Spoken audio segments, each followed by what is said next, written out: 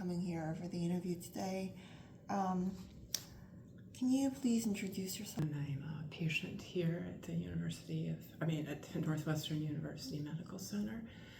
I was diagnosed with cancer of the thymus gland, one of the rare cancers. And I'm also a former healthcare worker for many years. I'm a nurse and I specialized in diabetes and worked in that arena for over 20 years. And then I went into public health and worked at the county public hospital and was working at the Illinois Department of Public Health when I found out I had cancer. I'm officially 5 years post-treatment as of now, so that's where I am. Thank you.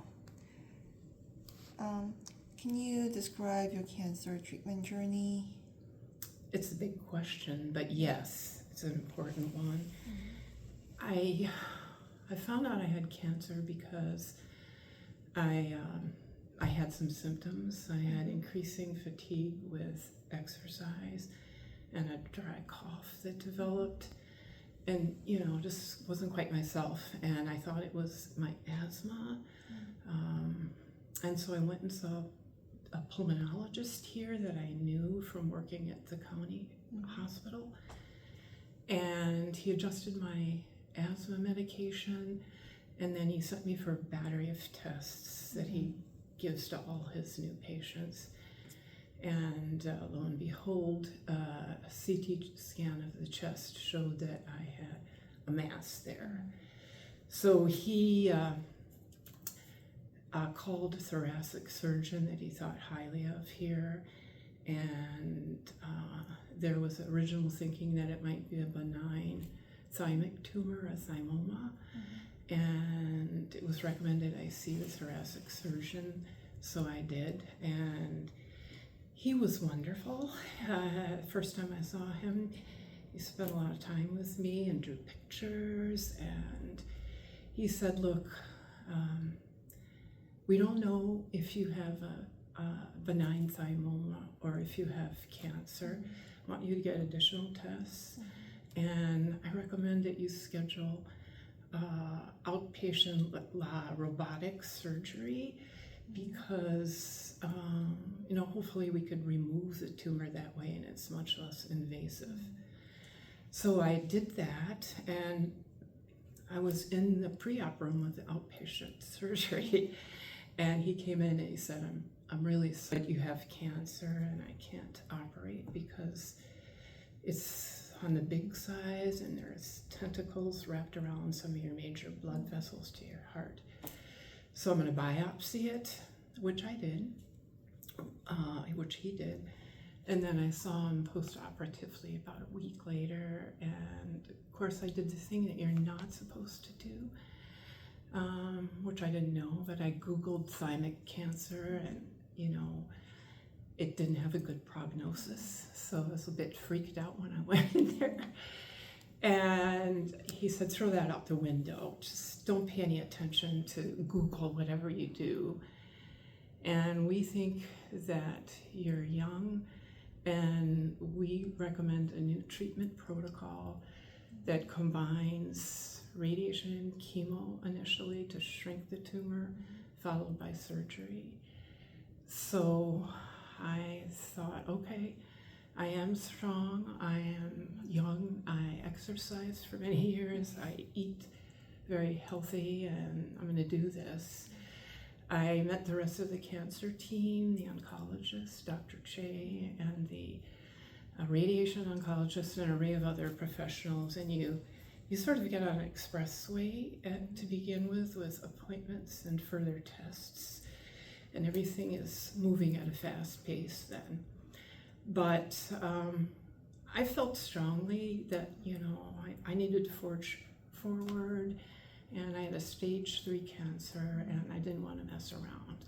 So I started chemo and radiation, and I thought I would be strong, I'm keeping to work, and I'm keeping exercise. It will be hard, but I'm going to get through this. Unfortunately, it didn't quite work out that way, and I started on this downward trajectory from side effects from the treatment. And I kind of stopped exercising. I couldn't drive anymore. I stopped working, and I started falling and getting very debilitated, and was basically bedridden on my couch in the living room with a walker and a bedside commode. And it was a predicament for me because I live alone, and what a pickle. But my family really rallied around me and my friends, and they set up a schedule, and different people came and stayed with me and cooked and brought me to my daily treatments there. So I feel very grateful for that. And I finished chemo and radiation in December of that year, mid-December. And I met with the healthcare team in early January. I was sitting in the exam room and in a wheelchair because that's how I got about in this big place here.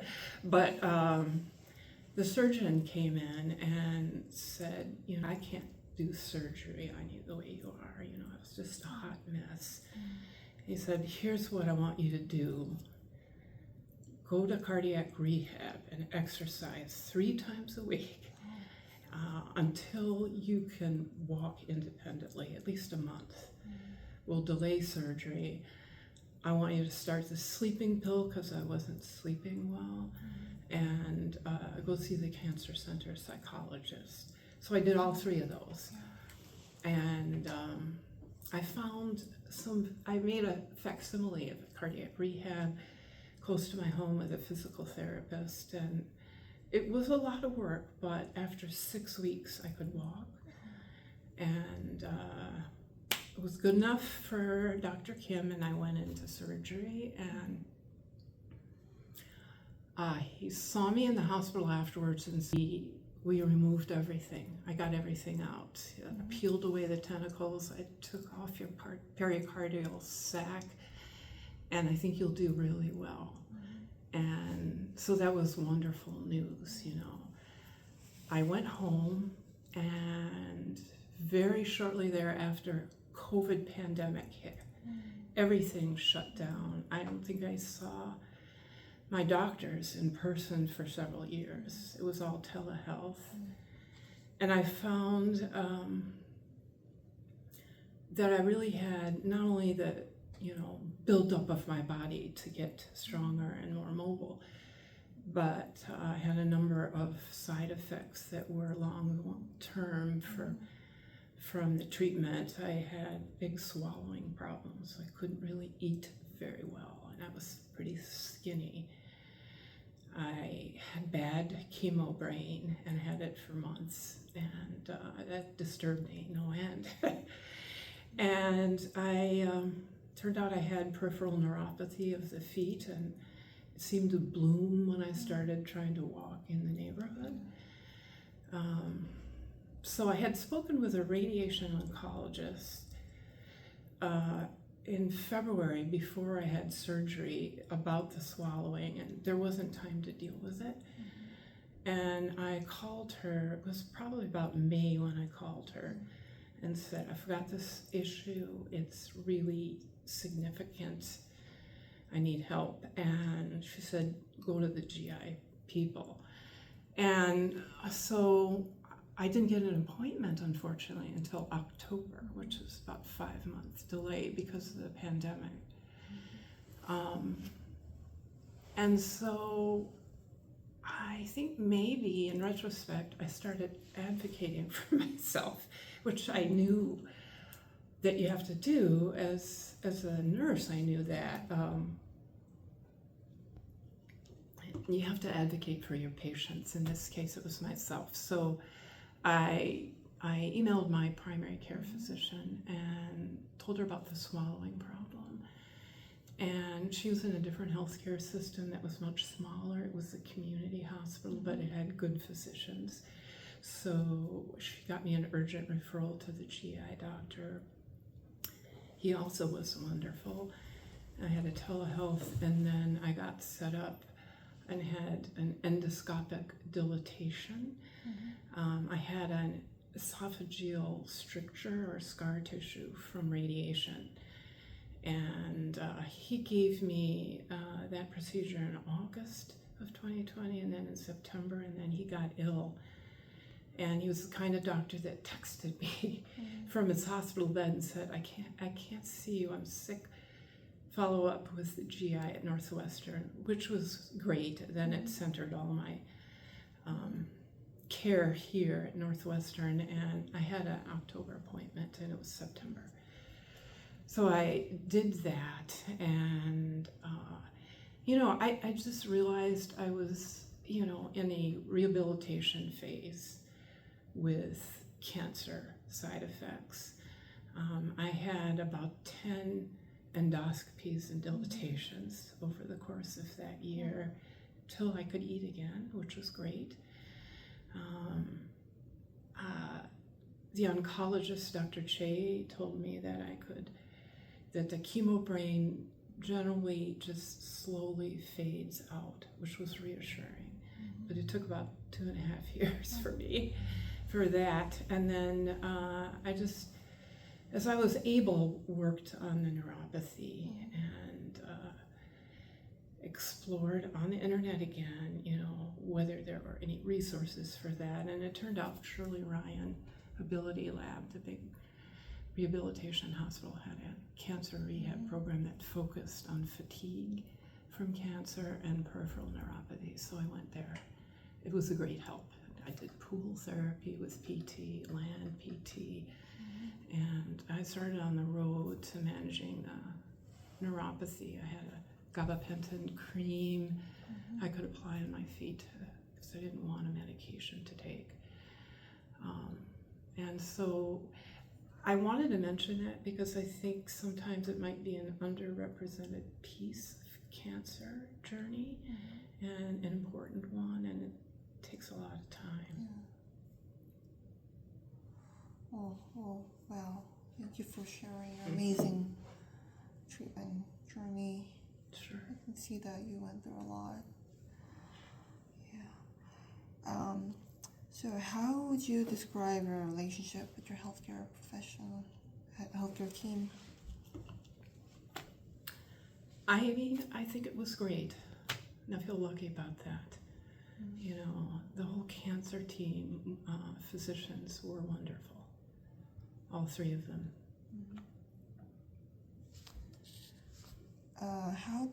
How do you think your relationship impacted your care?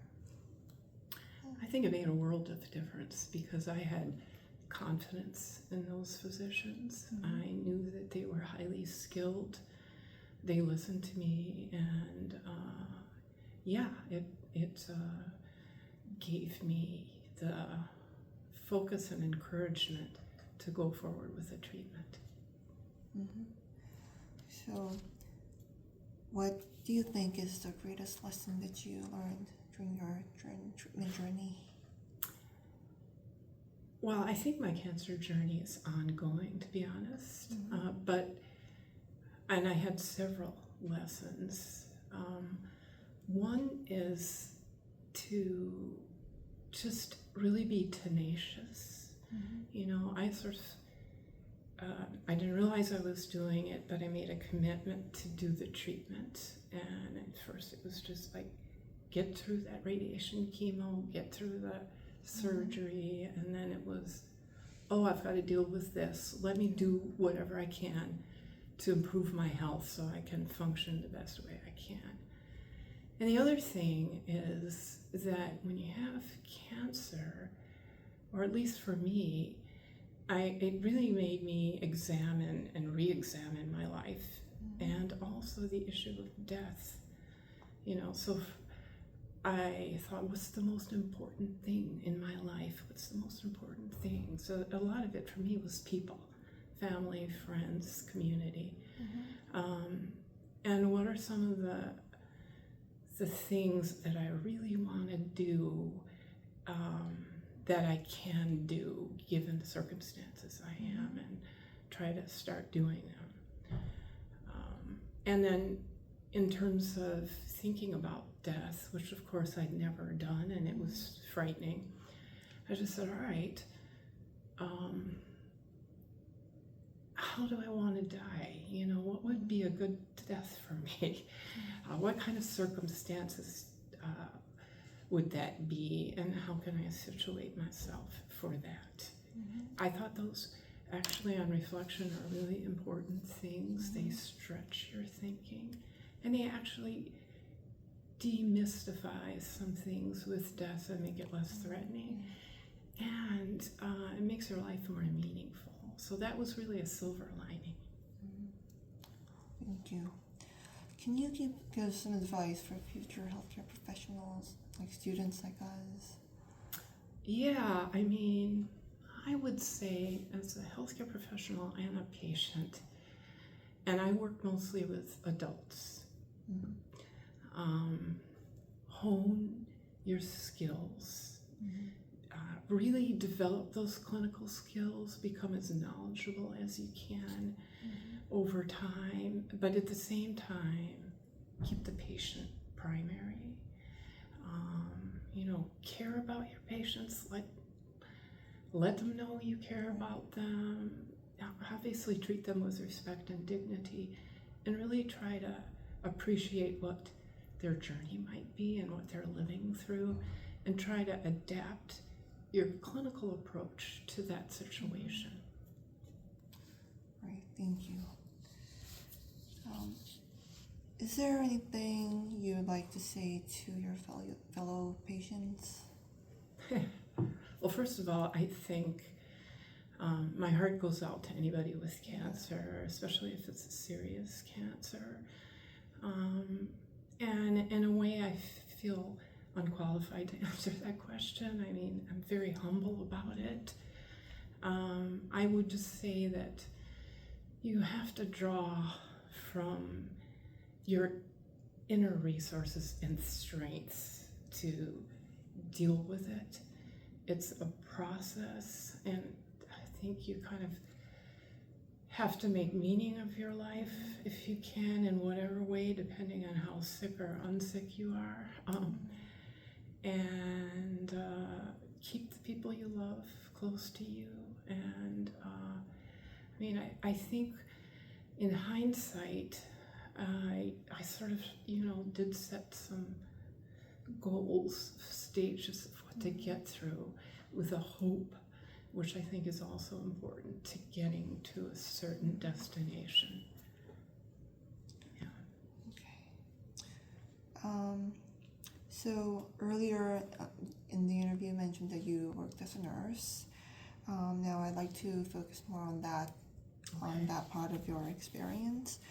Can you briefly describe what type of work you do, like what type of patients you see? Well, I'm not seeing patients now, and I'm actually retired, but I saw for years patients with diabetes, both types, many types. Okay. Can you share a memorable experience with a patient? I probably had a lot of them, but I would say maybe one of the most powerful was actually a project that I did that I mentioned in Clinic Tisoyan, where I was working in a large teaching and research hospital at the time with a lot of diabetes experts there. And I did a qualitative research project in which I interviewed women with type 2 diabetes. It just happened to be they were all African American, and most of them were in their 60s and 70s. They were older than me because I was in my 30s then. And I went to their homes individually and asked them a very open-ended question: has it been like for you to have diabetes? And I got these very powerful stories. I taped them, and I had time, a generous amount of time, and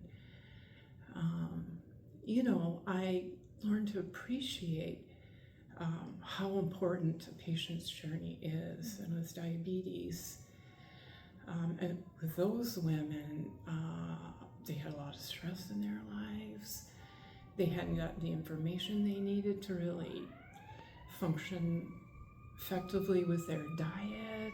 They had a lot of caregiving responsibilities.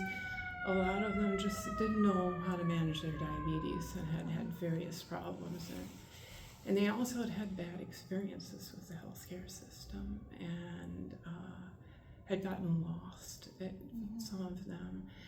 So I think it wound up being not only powerful for myself, but for them.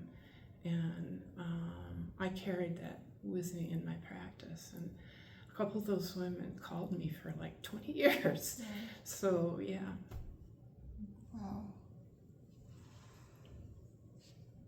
Wow. Can you share a memorable experience with a fellow healthcare professional? I would say this. I'd say, because the amount of time involved, one thing I found extremely valuable, I happened to work with another nurse at one point when I was in diabetes who was unusually talented, and she had had type 1 diabetes since she was 2 years old. And I wound up working with her in a smaller community hospital at that point, and we built a wonderful multidisciplinary team there. There was 2 nurses, 2 dietitians, and a wonderful endocrinologist.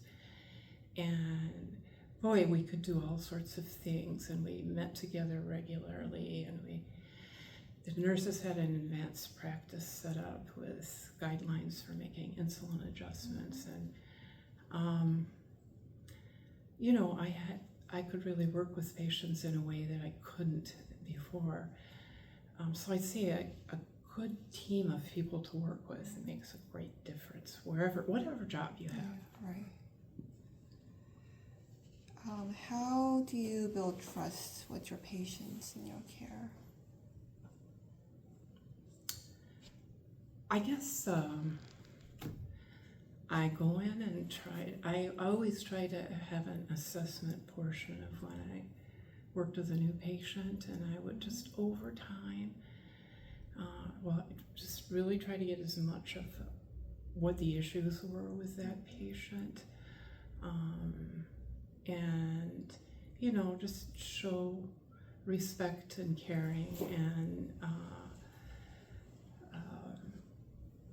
I don't know if that answers that question. Tell me it again. I can't remember, but it's it's a process. It kind of takes time, and I guess if you're working in a hospital initially and you're seeing many patients, inpatients and what, you have a short amount of time, just whatever time you have, try to be as welcoming and caring to them, and try to get some information that will be helpful to you. That's a great advice. Mm-hmm. Thank you. What is a challenge you feel healthcare professionals face today? Well, I've been out of the clinical setting for a while, because when I worked in public health, I wasn't seeing patients. But I think it's an incredibly stressful environment in a lot of ways. And, you know, the COVID pandemic was such a stressful time for healthcare and hospitals. And I really feel like healthcare workers were heroes during that time. It's a little easier now, but I think it's still very hard. You have so many demands clinically, and I think doctors have a lot on their shoulders. It's not organized the best way for healthcare workers, clinical people, I think. And you know, there was a big issue with physician burnout when I was in public health, and so I think those are big issues, and now there's also big economic issues potentially that could put a lot of tension on healthcare. Thank you for sharing your story. It was great hearing your story, like from both perspectives, as a patient and also as a nurse.